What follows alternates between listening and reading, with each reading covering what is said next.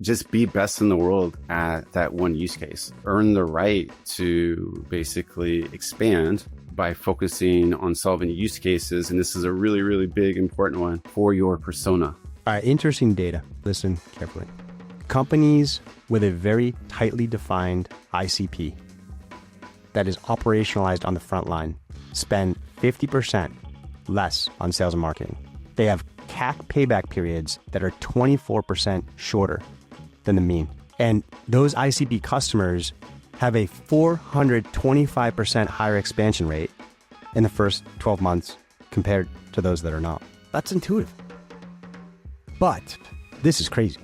20% of open pipeline opportunities from the average company is in the ICP. And 30% of their customer install base is in their ICP. We are not aligned. There's huge upside here. And I learned this from a LinkedIn comment from a very smart gentleman, Dan Sperring, the founder of AlignICP. We got into a great conversation and I was like, we got to share this on the episode. So here we are. We're going to do something different today. It's not a unicorn executive talking about how they won. It's a gentleman that has passion for the frameworks and components we've been talking about and how they apply in practice. My name is Mark Roberge, and this is the Science of Scaling.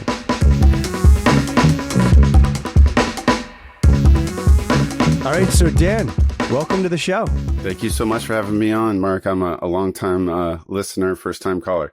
Well, thank you. That's awesome. You sent me a great note, and it was like, I got to talk to this guy more. I guess let's start at the beginning, Dan. How did you even stumble across the work of the Science of Scaling? And I know as you dug in, many different points kind of resonated, but what was the initial point that really drew you in, I guess? I was incredibly fortunate in 2013 to go to work at an early stage SaaS company that had the potential of becoming a unicorn. Eventually ended up as a CS leader doing quarterly win-loss analysis. And through that analysis, started to see a lot of trends and patterns in the data. Eventually stumbled across the Science of Scaling. And all of a sudden, there was a lot of dots that I could connect that I couldn't do so before coming across that work.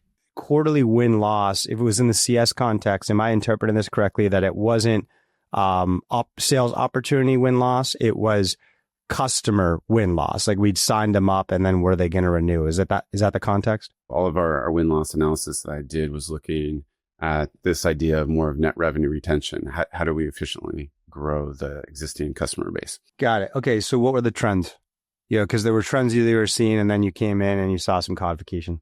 There were certain types of segments or customer types that would they would sign an agreement and then very quickly get what I use the term value realization. So within weeks, they would be using up and running using our software and getting tremendous amount of value. And those were the customers that tended to grow and expand. And then there was other customer types that they would sign an agreement. 6 months later, they still wouldn't have the software implemented.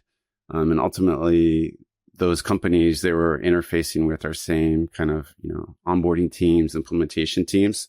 And so what was different wasn't us, it was the customers and the personas associated with using and implementing the software.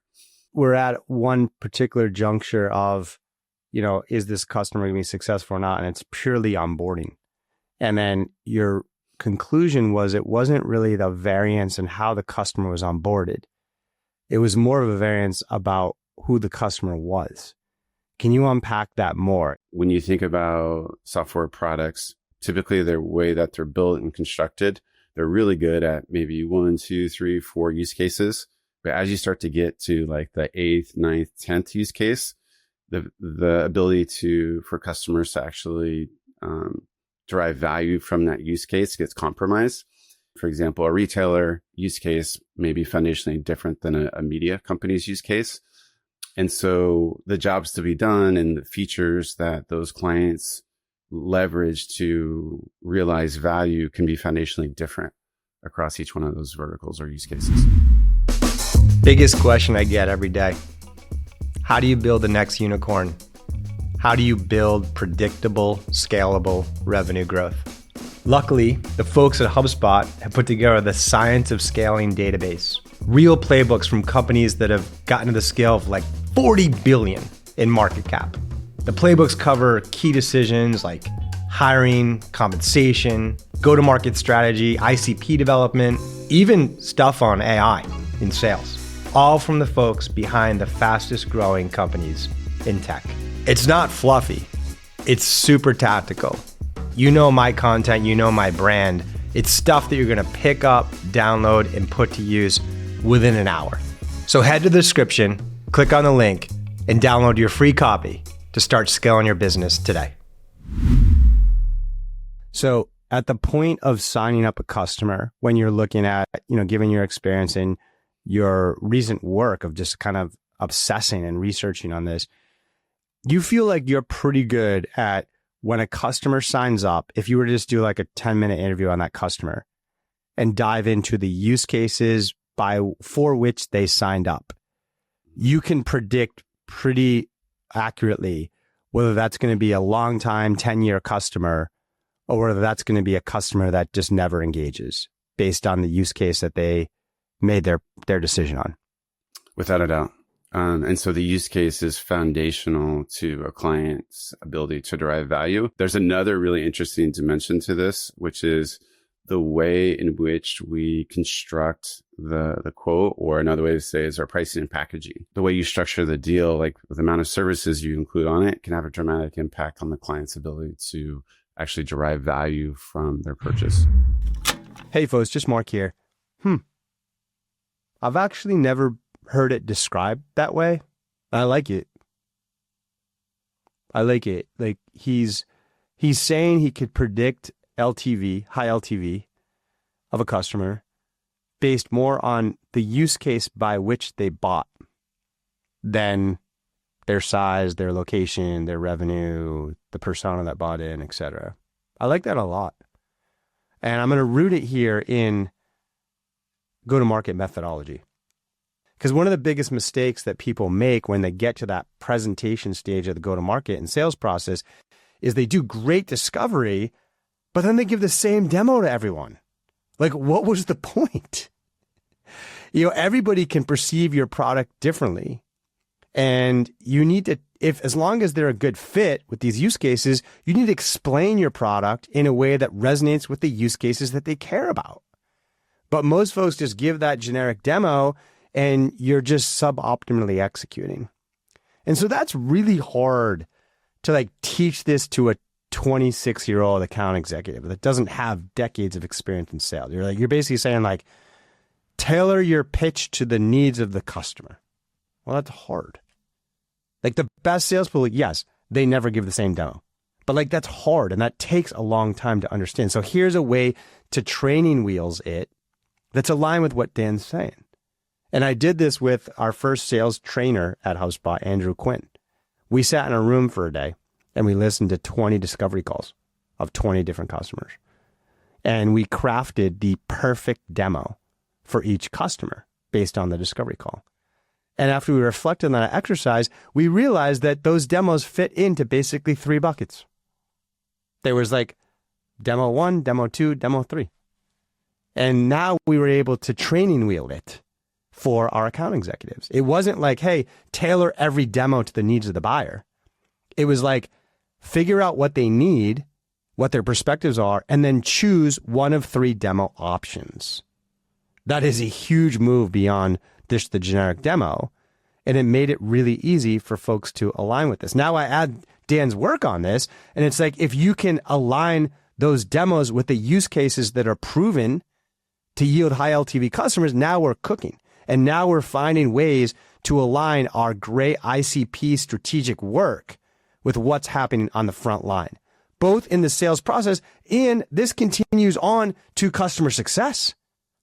Because it's the same thing. It's this was awesome. You just explained to me exactly the use case I need. Now, if they get thrown over to customer success and onboarding and they go through a generic onboarding process that every customer goes through, bad.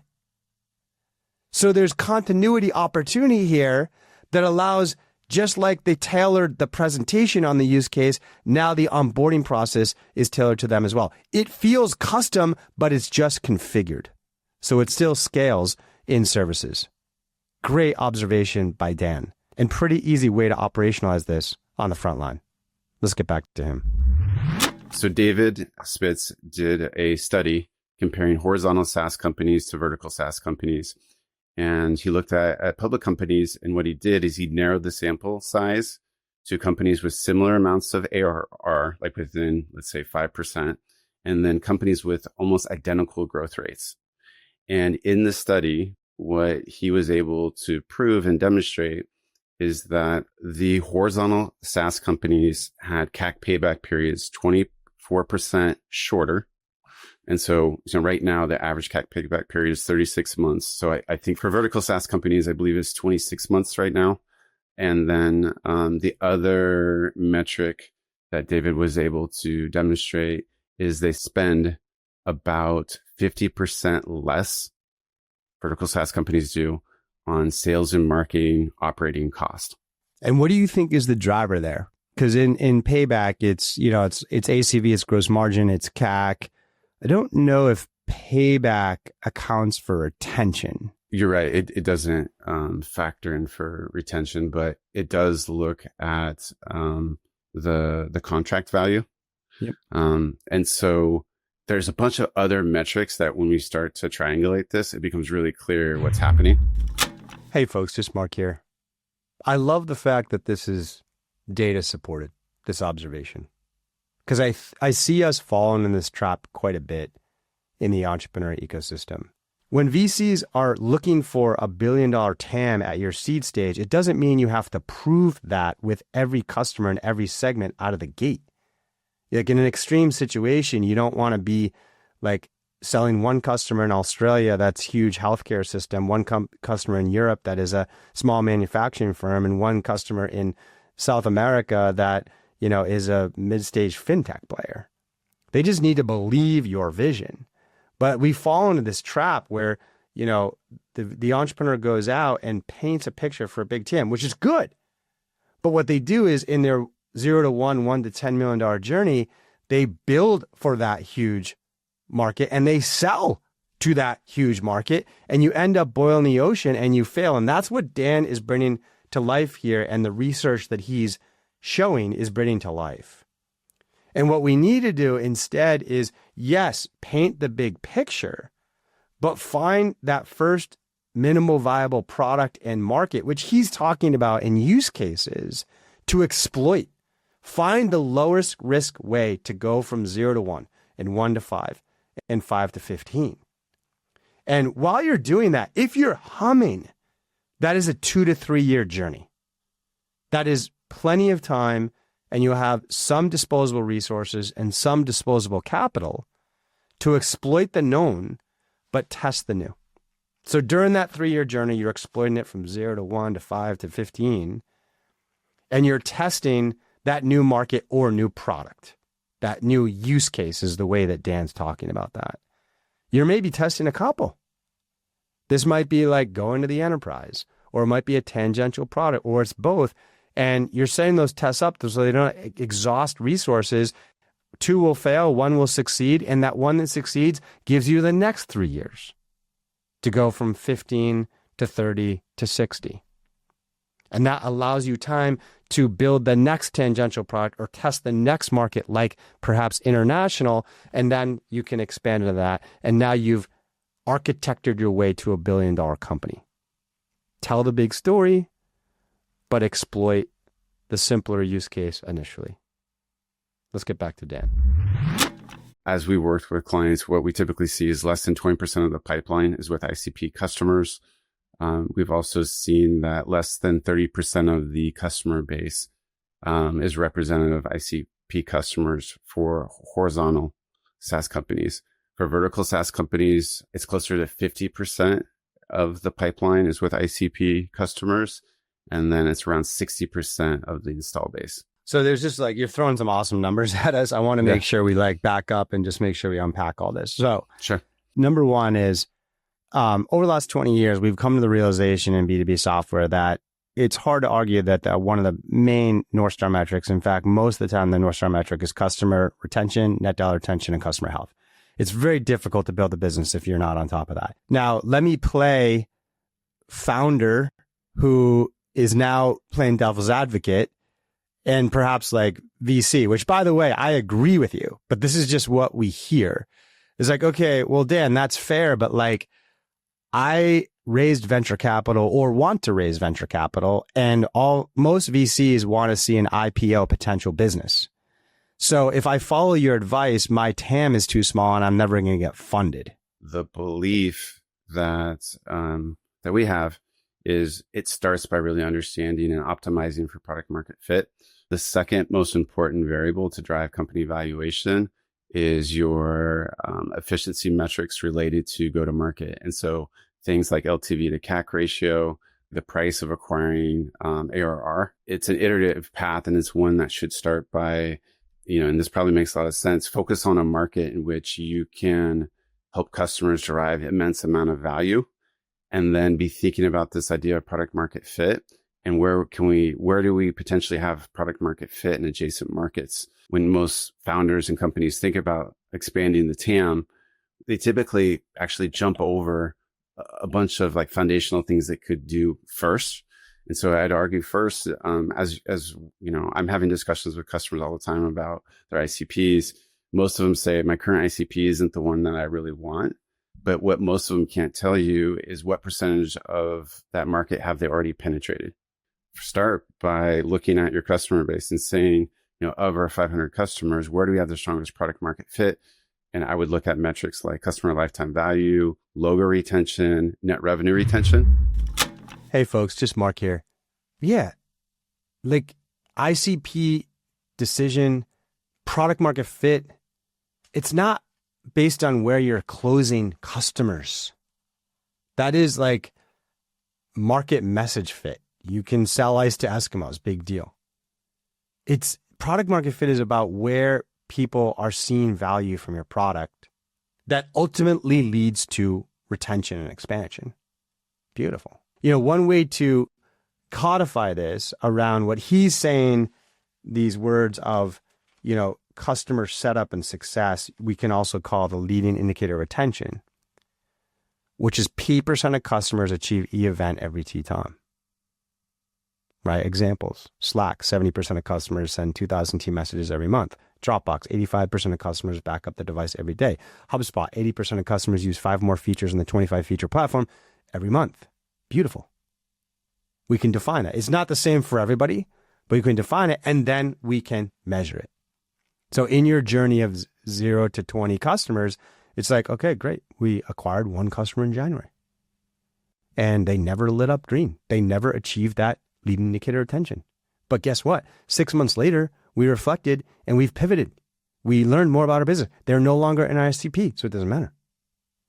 February, we signed up 2 customers and look, red for 2 months, but customer number 1 lit it up green. Then they went back to red. Why? So you can start to see here that like very simple codification of these observations into the operation, such that the upper left here is like, we need 70% of our ICP customers to be hitting this. That's product market fit. Beautiful. Beautiful. And then we can know if our categorization of leading indicator retention is right a year later, because we actually have churn numbers. And we can see that the people that we've signed up in the last year, those that did hit the leading indicator retention have very high retention, and those that do not have very low retention. You learned something beautiful, probably the most important learning in your 0 to 1, 1 to 5 journey, that you got the lead indicator retention right. Or maybe you got it wrong. Maybe there isn't a variation as you look at those buckets, but you have plenty of probably logs, customer logs, usage logs, etc., to that week analyze things and figure out what's right. Maybe it wasn't for Slack the number of messages, it was more about the number of users. Great, let's run the correlation. Okay, so this is just a remarkable way, kudos to Dan, that the North Star is product market fit, and product market fit is not about sales and customer acquisition. It's about customer value creation and retention. And this is a way to codify into your business. Let's get back to him. Once you understand that, hey, this is where I have the strongest product market fit, what's the TAM for those segments? And then through that process, chances are what will happen is, because you haven't done this before, you will find areas of product market fit within the market that you're not aware of, that you've organically acquired like 35, 40 customers in a segment that you haven't been proactively targeting, that are growing, at a very healthy rate. You're retaining them. They're giving you positive NPS scores. And so rather than go to an adjacent market and then have to find product market fit, you can simply double down on those existing customer types where you're already successful. Okay, Dan, I love that. And I'll throw one more related devil's advocate to you, Dan, which is, if I follow your advice and focus on a vertical, don't I hand the other verticals to someone else?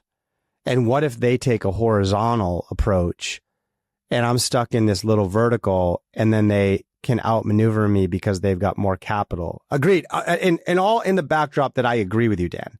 But just so we can kind of surface what's going on in the founders' heads right now. I'd argue you don't have to actually pick a vertical. Pick a use case. And a use case that is very prevalent across multiple horizontal markets. That's a great clarification. Yeah. Yeah.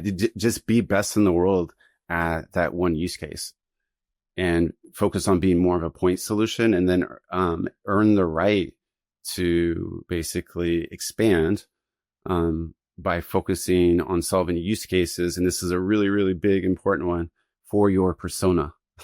And so I've just seen situations where we try to, for example, as we're scaling, we're like, okay, we have to go multi-product, but we do multi-product for different personas, and that creates a whole different set. Beautiful. Thank you for that HRs. clarification. Yeah. I think that probably gets some light bulbs and some comfort going around on this, attaching this data of success to your current execution and strategy. Now, you keep throwing around some nomenclature that I think we all understand, but I think it's important to double click into. So like, how are people defining like ICP and persona, and what are some of the potholes or best practices you're seeing there? The best metaphor is, think about a dartboard. And so the dartboard is your target market. And then on the dartboard, you have these concentric circles. And so your ICP is the bullseye of the dartboard. And so what we're finding as we do this analysis is, what are the best fit customers, the ones that, they're renewing, expanding, growing. And typically those customers represent a small subset of your install base. But when you really look at the ICP specifically to go to market, the real purpose of the ICP is to help the organization focus on the accounts that are going to really drive the business forward. And so the jobs to be done for demand gen, the people that have the $3 million budget that have to create the great leads, the ICP typically fails them. It doesn't give them the information they need, and they end up leaning more into quantity versus quality. HubSpot has a great stat which states that organizations that have well-defined ICPs, they have 68% higher win rates, which is pretty fascinating to see, which is, again, probably isn't really too surprising. The companies that know their customers best probably, do much better on the go-to-market side. HubSpot also has another quote, which is, less than 7% of salespeople feel like the marketing organization is creating high-quality leads. And so the reason for this is, we don't have a programmatic process in place to operationalize our ICPs. And so the question becomes, how do we actually turn this into a program and use this to guide our activities around go-to-market? And it starts with us creating these definitions and then tagging our accounts within the CRM with these labels. And once we have that foundational layer there, then we can start to programmatically measure our ability to build quality pipeline and close deals with accounts that have a higher propensity to renew and expand. Yeah, that's crazy, Dan. Now, let me just take a step back. And, you and I are coming to these conclusions based on the last, 15, 20 years of sales and customer funnels and buyer journeys and ICPs. And arguably, we might be going into a dramatic shift because of AI. Mm-hmm. What's your thoughts on that? Today we have, I believe Brinker published the latest report. I think it's 15 to 17,000 different MarTech companies. And so when I take a step back and I think about this space, when you really distill what these companies do down to their real core foundational levels, there's massive amounts of overlap. So when I think about this market, I do believe that it's one in which is ripe for disruption and a lot of commoditization. What I'm seeing are like companies like ZoomInfo is a great example where what they're doing is, ultimately selling leads, and they're selling contacts. And today, if you take a few steps back, and especially if you look into a CRM, what you'll see is there's probably maybe like 30,000 accounts within a CRM. Of those 30,000, there's probably a very small subset that are active customers. And then in terms of which ones are part of the ICP, it's probably a really small, like maybe there's 3,000 accounts that are really part of the ICP. So as you start to think about this idea of the future in AI, if AI can help us dramatically reduce who we're focused on selling to, and what I think most organizations want is they would like their CRM updated with the accounts that matter, and probably the contacts that are going to be members of the buying committee. And we know that individuals, especially in go-to-market side, we know that they're changing roles like every 15, 24 months. And so there is a shelf life in terms of the value of a contact. And so I see a day in which where we have these foundationally different licensing models, where rather than buying, for example, 100 contacts for Bank of America, or maybe 1,000 contacts for Bank of America, we have 20, and they're constantly being updated as the buyer committee evolves over time. Yeah, I agree with that. I mean, I think AI arguably at a mature state can do a much better job of defining the ICP according to something about the customer, whether it's the use case or the persona, or the demographic or preference or whatever, that will correlate with a high lifetime value customer. There's an agent in there that does that. Okay. That we're currently doing today with a lot of error and a lot of simplicity because of the limitations of humans. Right. And so once that's discovered, then you can incorporate that into your demand gen strategy, where those are marketing campaigns or SDR campaigns or whatever to acquire the right customers. And right customers are things that can be identified before you even talk to a customer, like demographic stuff, and stuff that needs to be understood when you talk to the customer. Like, what strategically are you prioritizing these days, which can't be read necessarily publicly in many cases. And so there's a much better opportunity for AI to align the ICP with the demand gen strategy and investment, to your point, to make it far more efficient. What if the buyer's an AI agent too? Thematically, I can see that happening.